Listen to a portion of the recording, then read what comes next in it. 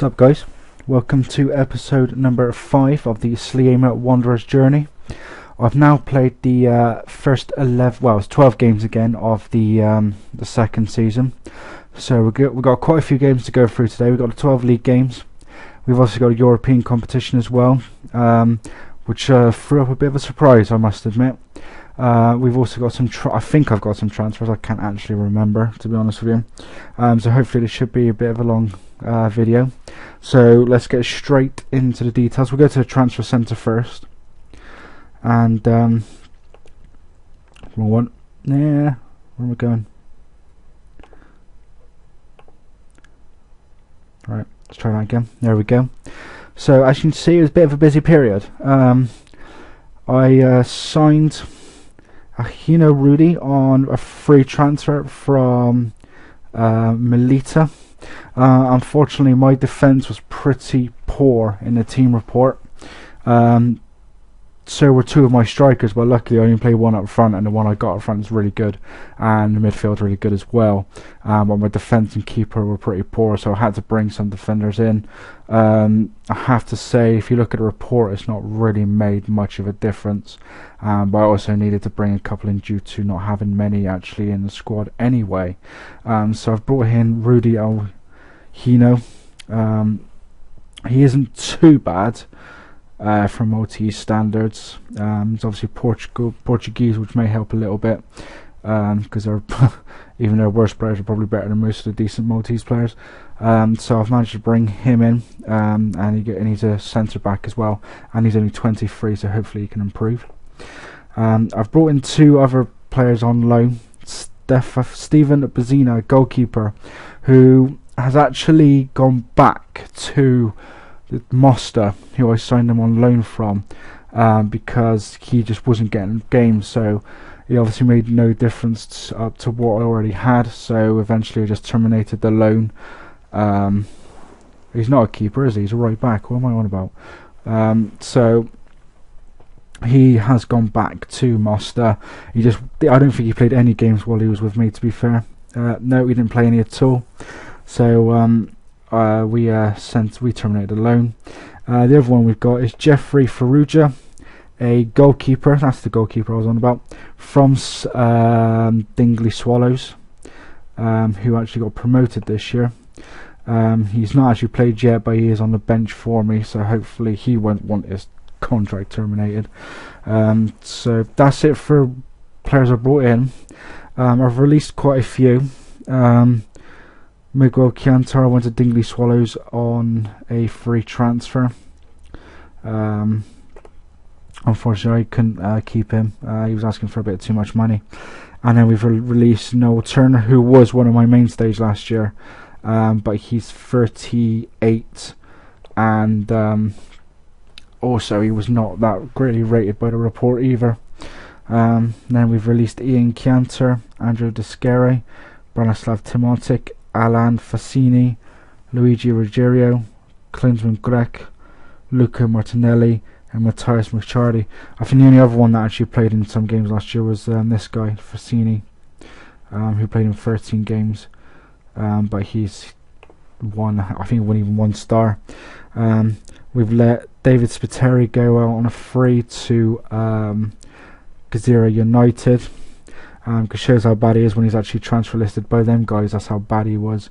And as you just saw, Giuseppe Muscat is gone out on loan to Gazira United, and Zach McAuliffe is about to go as well on loan.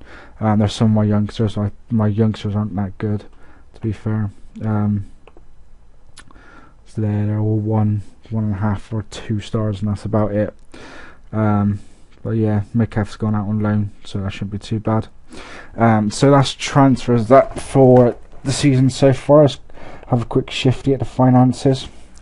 Let's go. We got 51,000 in the bank, but we are due to lose most of that. I'll show you why we've got 51,000. It's due to our European adventure. So let's get straight into the fixtures, guys. My salary, what am I under? I am under 400 quid under salary, which is good. So I've got 51,000 in the bank at the moment. but I'm projected to lose that plus an extra 71,000. So it's mainly down to European competition, which is where I'll get my money. So we'll go straight into the fixtures, guys. We played 2 friendlies. One at home to Dynamo Moscow, where we lost 4-1. But check out this European foray. As everyone remembers, we had Platanias from Greece in the first round, and I have to admit I was not expecting anything, because they were, I think, the actually highest seeded team in my section. And they went 1-0 up in the 8th minute through Theodoros Florianis. I actually equalised through Dylan Kokavasis in the 18th minute, and Ariel Laudis actually put me in front in the 35th, and Philippos Nikolaidis actually equalised for them on the half time. And in the second half, Babis Giancagulu put Platanias 3-2 up, but 4 minutes later, Palatimio Barbetti made it level, and it ended 3-3, which is a great result away from home. Oh look, Clattenburg was referee, that's interesting. And to be fair, I got battered. 60% in their favour, 23 shots to 8 in their favour, and they had double my on target. They had 12 shots to my 6 on target, but we came away with a 3-3 draw. And look at this, check that shit out, guys. I just didn't know what to say to it. Ivan Woods put me 1-0 up in the 26th minute. Ariel Laudisi made it 2 in the half-hour mark, so I was 2-0 up at half-time. I could not believe it. I just didn't know what to say. I was not expecting to get anywhere, to be quite honest. And Laudisi made it 3-0 in the 54th. And Santulas pulled one back for Platinius 4 minutes later.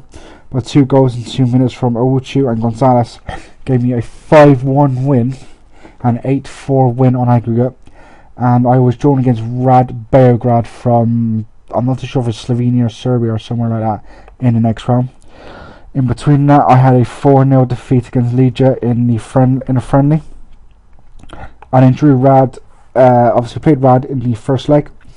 Marinko Nestorovic put them 1-0 up in the 29th minute. Pablo Gonzalez equalised on just before half time, so we went in 1-1. And then Nestorovic gave Rad the lead in the 64th minute, and they held on to take a 2-1 win into the second leg back at their place, which was a bit of a worry. But the second leg didn't go too badly. As you will see here, we drew 3-3. Pokamika put Rad 1-0 up in the 43rd minute. Ivan Woods made it 1-1 within 60 seconds. We went in 1-1 at half time. And Zelichko Rukavina put them 2-1 up in the 47th minute. And Dragon Kulic made it 3-1 in the 75th. However, Stanley Hawuchu pulled one back within 60 seconds. 6 minutes later, Pablo Gonzalez made it 3-3. So I had 8 minutes to get one more goal. If I got that goal, I would have been through on away goals. But unfortunately, it wasn't to be, and we went out 5-4 on aggregate. So it's 53% possessions to me, 11-10 in my favour for shots, and 4-3 on target in my favour. So we made it through to the second round, guys. I was not expecting that at all. Considering how low, I think I was the lowest coefficient ranked team in my little section. So to get through, I was just, well, I don't even know what to say, and I'm doing this recording the day after I actually played it. So we got further than I pretty much expected, so that's good, and hopefully the win in the first leg can actually win in the first round. Hopefully the draw in Rad in the second round can bump me up in the European coefficients, hopefully, so I get better chances. Interestingly though, I was actually seeded for the third round draw in the Europa League, but obviously it wasn't to be, the fact that we went out to Rad Beograd. So we're on to the fixtures into the league, guys, and as you can see, it's gone really well. I started off with a 2-0 win at home to Dingley Swallows. A Ariel Laudasi goal in the 12th minute, and a Frederic Tabon own goal, 15 minutes from time, wrapped up the victory. Stats wise, 10 shots, 3 in my favour, 4-1 on target, and 64% possession to me. So in all, good start to the season. I then followed that up with a 2-0 win in Targeting Rainbows. Ivan Woods put me in front in the 43rd minute, and Pablo Gonzalez rounding the scoring off in the 67th. As you can see, domination again. Possession wise, even 50% each, but I had 15 shots to 4 and 8 shots to 2 on target.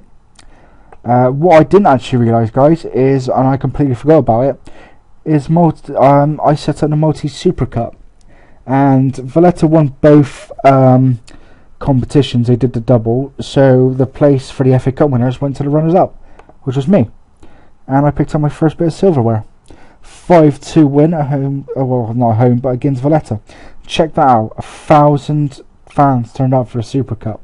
It's the highest ever. I think my highest attendance so far in this comp was actually, well, not in this comp, but in this story, was actually the Rayo Beograd home game, which I think I saw was about 200 people. Didn't quite go according to plan, because Stanley Hiwachu gave me the lead on the half-hour mark. Michael Missard pulled one back for them in the 31st minute. Wuchu then put us 2-1 up with a penalty in the 35th minute, and we went in half-time 2-1 up, and a man up because Gabriel got sent off for Valletta in the 44th minute. In the 69th minute, Missard make it 2-2, and then Ricardinho wow, is that Rocha, the Portuguese player? Ricardo Rocha, is that the Portuguese? Sorry, no, it's not the one I thought it was. Ricardinho Rocha got sent off, so Valletta were down to 9 men, but they held out till full time, so 2-2 into extra time. But we made it all count. Stanley Uruchu completed his hat-trick in the 91st minute to put us 3-2 up. Ivan Woods made it 4-2 just before half-time and extra time. And within a couple of minutes of the second half starting, Pablo Gonzalez made it 5-2, and we picked up our very first trophy of the story. We had 58% possession, 24 shots to 15 in my favour, and 11 to 8 in my favour on target. So it was good to come out with my first bit of silverware. A bit disappointing that actually we couldn't beat 9 men until extra time, but I'll take any way of winning titles or trophies. Followed that up, 4-1 home win against Hamron Spartans. Ivan Woods in the 18th minute, again in the 24th. Ochu in the 32nd, and Ariola Dowsey 41st minute put me 4-0 up against Hamron Spartans. Would have liked some more goals, but unfortunately weren't to be, and only a Christensen Cesar goal for Hamron was the only highlight of the second half. Unfortunately, that was the end of the winning streak for that bit anyway, as we then lost 2-0 to newly promoted Viterosa Spurs of Sports, I think it is. Marcelo Pereira put them 1-0 up just before half time, and then Elton Villa made it 2-0 in the 68th minute, and unfortunately we weren't able to come back from that and suffered our first defeat of the season. And we deserved to lose, to be fair. 54% possession to us, that was the only thing in our favour. 10 shots to 6 and 6 shots to 1 on target in their favour. We bounced back straight away though by beating Hibernians 3-1. Ivan Woods in the 12th minute made it 1-0 and stayed 1-0 till half time. A Darren Gowder goal in the 62nd minute, however, pulled it level for Hibernians. However, Ivan Woods in the 81st minute and Palatimo Barbetta in the 86th minute gave me a 3-1 win over one of the stronger sides in the division. We then drew 1-1 against Cormy. Alfred Effiong put them 1-0 up in the 22nd minute, and Stanley Hawachu made it 1-1 in the 38th minute, and that is how it stayed. 17 shots to 4 in my favour, 3-2 on target in my favour, and 60% possession, so it was a little disappointing to not win that. We then lost our second and final game of this section, a bit of a tanking at home to Mostar. Pedrak Merceta put Mostar 1-0 up in the 36th. Ndupsi Chukwuenri made it 2-0 on half time, and that's how it ended. However, a Chukwuenri goal in the 76th minute made it 3-0, and we weren't able to recover from the early quick goals And as you can see, we didn't really deserve it again. 57% possession, but it's 14 shots to 9 in my favour, and 8 shots to 1 on target in my in their favour. Sorry. However, that was the last defeat of the section. We bounced back with a 5-2 win against non-league St Patrick's in the Maltese Cup second round. It was pretty much over by 15 minutes. Hawachi put us 1-0 up in the 3rd minute. Ivan Woods made it 2-0 5 minutes later. 6 minutes later, he made it 3-0. 71st minute, Brandon Chetcuti, I think is how you say it, pulled one back for St Patrick's, but 2 goals in 2 minutes rounded off the victory for us. Alan Caminari own goal in the 77th, and Ivan Woods completing his hat-trick in the 79th, put us 5-1 up. Chetcuti did pull one back to make it 5-2, but we went through to the 3rd round, where we will play another non-league side in Zaruki. I then followed that up with a 2-1 win at Birkirkara. A Edward Herrera goal in the 4th minute put them 1-0 up, but Potimo Barbetti in the 52nd, and then Stanley Hawuchu penalty in the 77th gave us the win. Pretty even. 52% possession, 9 shots each, and 5 shots to 3 on target in my favour. We then followed that up with another win, 3-1, this time against Valletta, who were running away with the league again at that time. Mifsud put them 1-0 up in the 25th minute. Uhuachu pulled one back in the 74th. 60 seconds later, Ivan Woods gave us the lead, and he rounded off the score in the 90th minute to give us a 3-1 win. We then made it 3 out of 3 in the league with a 3-0 win against Rabat Ajax. John Mintoff put us 1-0 up in the 71st minute. Ayola Dowsey made it 2-0 with 2 minutes to go, and Ivan Woods rounded off the score in the 90th minute. Shots wise, 14-8 in my favour, 8 shots to 3 on target in my favour, and 56% possession to me. We then made it 4 in a row with a 4-2 win at home to Balzan Youths. A Hawachi goal in the 14th minute put us 1-0 up. However, the lead only lasted 7 minutes, with Elton pulling one back. But 2 minutes later, we went 2-1 up through Hawachi again. On the stroke of half time, Ivan Woods made it 3, and then 5 minutes after half time, he doubled his tally to make it 4-1. And despite an Anthony Parker goal, 71st minute, we held on to take the lead and take the 3 points. And in the final game of this section, Turkish Rainbows at home, a solitary Barbetti goal in the 41st minute gave us the win to make it 5 wins in the league in a row. 9 shots each, 2 on target to their 0. In my favour, possession was 52. So, all in all, guys, an absolute outstanding section of games. We have now completed 12 games, and here's the table. As you can see, I am joint top with Valletta on 28 points. Birkirkara are in 3rd on 20, and then Mostar are 4th on 18. So the win against Valletta was vital. They're only top on goal difference. So some stats. Form wise, it's got to be me because I've won 5 out of 5. I'm second highest scorers behind Valletta. Second best defence, or joint best defence with Mostar behind Valletta as well. Players. Average ratings, Ivan Woods with 7.64. Leading goal scorer in the division, as I expected, was Ivan Woods with 10. And we got Muscat with second best joint assists with 6. And then Ivan Woods on target ratio is 52%. So, yeah, that's the excellent section there. And I'm still really trying to get over the Europa League. We'll have a quick shifty at how all the other teams got on. Hibernians lost on away goals to Metallurgs, which was a bit disappointing, but they did well to get to away goals. And the other team, Birkirkara, beat Olympia Bajita from Moldova 4-1 on aggregate to go through to the second qualifying round. And in the second qualifying round, obviously I lost 5-4, and Birkirkara lost 4-3 to Trnava. So all in all, a very good competition for the Maltese clubs. 2 teams made it through to the second round, then the other team went out with away goals.